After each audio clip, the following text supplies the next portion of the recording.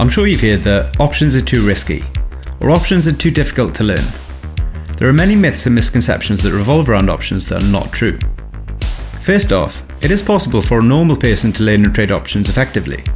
However, like any skill, it does take some knowledge and practice. Secondly, options are not inherently more risky than any other investment, and were originally created to help mitigate risk and act as an insurance policy on your investment.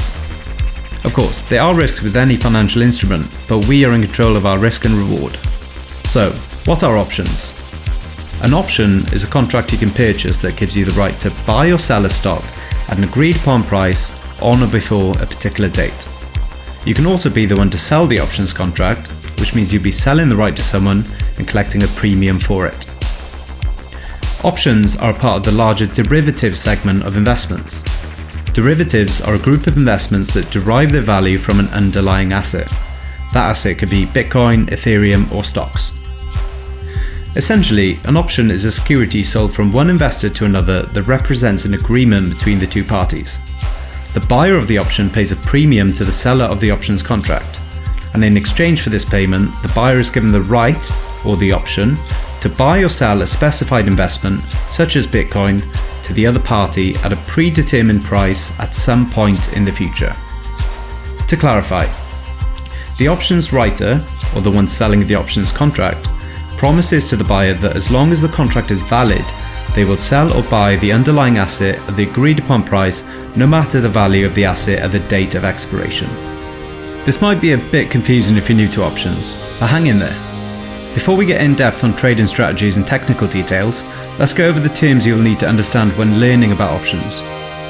By definition, an options contract is the right but not the obligation to buy or sell an underlying asset at an agreed price on or before a particular date.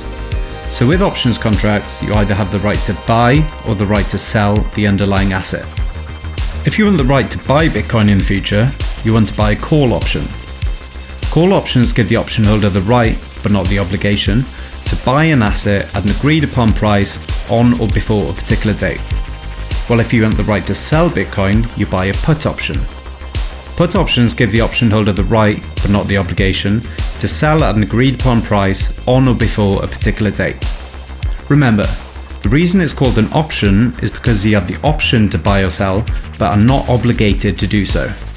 Also in the definition of an option it says agreed upon price, which in options terms is called the strike price. The strike price is simply the agreed upon price at which the asset will be bought or sold. Also mentioned in the definition is a particular date. In options terms, this is called the expiration date. The expiration date is the particular date at which the option contract will expire. Something worth noting, many investors prefer to trade the fluctuating prices of options themselves, without ever owning the underlying investment. But the pricing of options can be a little more in depth, and we'll illustrate them in the following videos, so stay tuned.